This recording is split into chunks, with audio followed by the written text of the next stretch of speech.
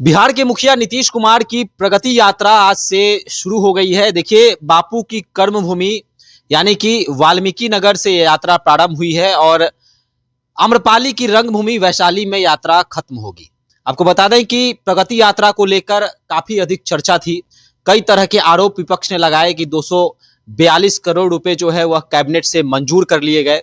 साथ ही साथ नीतीश कुमार के प्रगति यात्रा को अमिताभ दासर ने दुर्गति यात्रा भी बताई। कई तरह की चर्चाएं हैं कि आखिर नीतीश कुमार यह प्रगति यात्रा क्यों निकाल रहे हैं।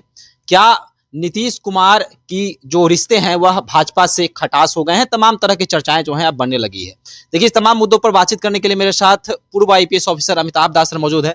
सर, प्रगति यात्रा की जिस प्रकार की तस्वीरें आई अहले सुबह, नीतीश कुमार के साथ भाजपा के कोई मंत्री विधायक कोई भी नेता देखे नहीं गए हैं, जदयू के नेतागण मौजूद थे।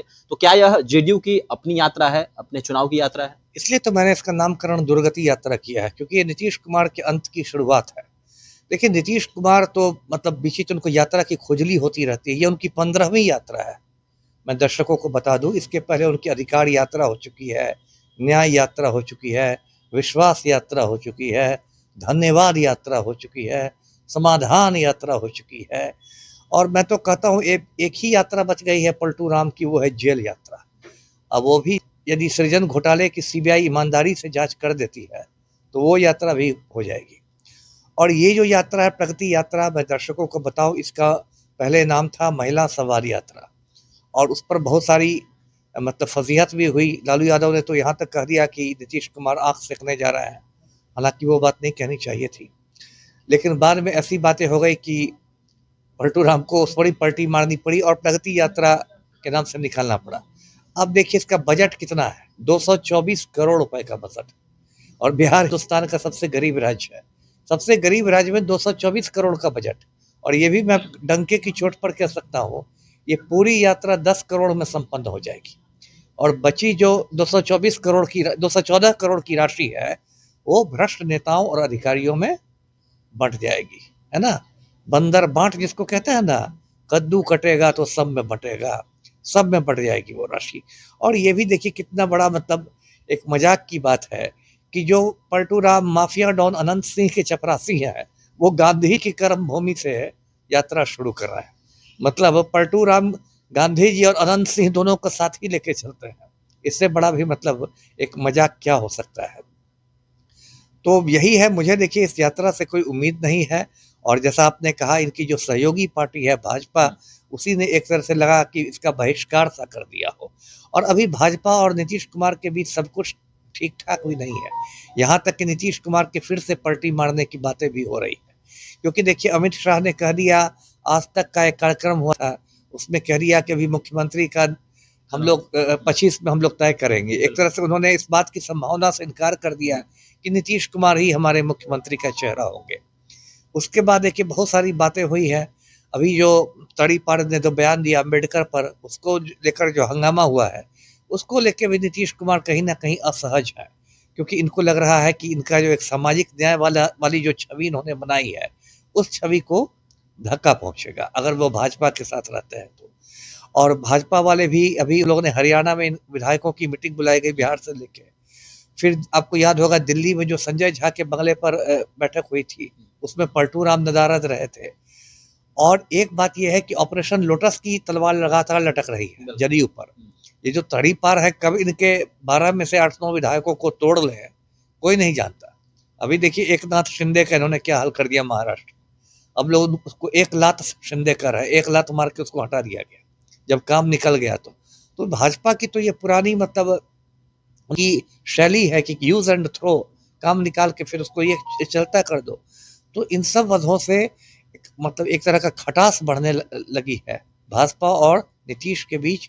और इसलिए भाजपाइयों ने खुलेआम दिखा दिया, इनको लोग हवाई अड्डे तक छोड़ देने गए। इनके दो मुख्यमंत्री राम भक्त हैं, कोई साथ नहीं गए।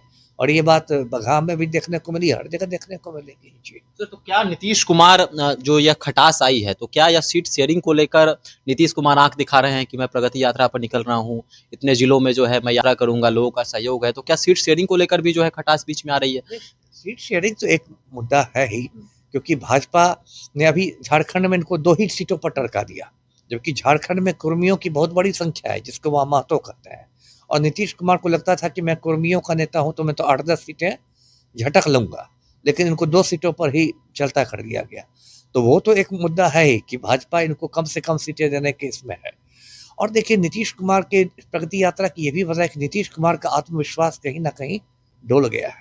अभी देखिए तिरहुत स्नातक सीट का जो नतीजा आया, उसमें जदयू का प्रत्याशी जो था अभिषेक झा, वो चौथे नंबर पर पहुंच गया, जबकि 22 साल से वो सीट जदयू की झोली में थी, जदयू ये तिरहुत स्नातक, और जदयू का वो गढ़ मानी जाती थी वो सीट, और वहां से इनका उम्मीदवार चौथे नंबर पर चला गया और एक बर्खास्त शिक्षक निर्दलीय होकर बड़े मार्जिन से जीत गया। तो कहीं ना कहीं नीतीश कुमार को ऐसा महसूस होने लगा है कि जनता का मोह भंग होने लगा है मेरे प्रति, तो वो फिर एक तरह से घूम घूम कर जो चुनाव में होता है जुमलेबाजी और लंबे चौड़े वादे और डपोर शंखी घोषणाएं, ये सब का सहारा लेंगे। जी सर, एक और चर्चा है, इन सभी चर्चाओं के बीच प्रशांत किशोर का भी नाम सामने आ रहा है। कई आवाज ऐसी भी आ रही हैं कि नीतीश कुमार से लोग उब गए हैं, 20 साल ये मुख्यमंत्री रहे, एक विकल्प के तौर पे प्रशांत किशोर को भी देखा जा रहा है। तो क्या सर, अगर नीतीश कुमार मुख्यमंत्री का चेहरा नहीं होते हैं तो क्या हो सकता है? क्या वोट बैंक जो है इधर से उधर हो सकता है? प्रशांत किशोर को इसका फायदा हो सकता है? प्रशांत किशोर तो देखिए एक तेजी से एक ताकत बन के उभरे ही हैं। अभी देखिए 4 विधानसभा उपचुनाव हुए, उसमें जन स्वराज पार्टी जीती कहीं नहीं, लेकिन उसका वोटों का प्रतिशत 10% है। ये एक अच्छा खासा प्रतिशत है एक नई पार्टी के लिए, जिसका 2 अक्टूबर को ही गठन हुआ है, उसमें एक अच्छा खासा प्रतिशत कहलाएगा। और प्रशांत किशोर तो एक तरह से मतलब आप कह सकते चुनौती बनकर उभर ही रहे हैं। मतलब ये तिरहुत स्नातक में भी उनकी पार्टी दूसरे नंबर पर थी। तो स्थापित पार्टियां जो बिहार की, उनके लिए तो एक प्रशांत किशोर मतलब चुनौती बन के उभर रहे हैं, और उनके साथ बहुत सारे प्लस पॉइंट्स भी हैं। और जो आपने कहा कि लालू और नीतीश से उभी हुई एक जो जनता है, वो एक नए विकल्प की तलाश में है। तो यदि प्रशांत किशोर अच्छा से पत्ते खेले तो 11 महीने में तो वो काफी मजबूती से के साथ पेश होंगे। जी सर, आपने यात्रा की बात की, तो जो भी यात्रा नीतीश कुमार निकाले हैं, चाहे वो जल जीवन हरियाली यात्रा हो, शराबबंदी को लेकर यात्रा हो, तो कहीं ना कहीं ये तमाम योजनाएं जो हैं वो धरातल पर ठीक ढंग से इम्प्लीमेंट नहीं हुई हैं।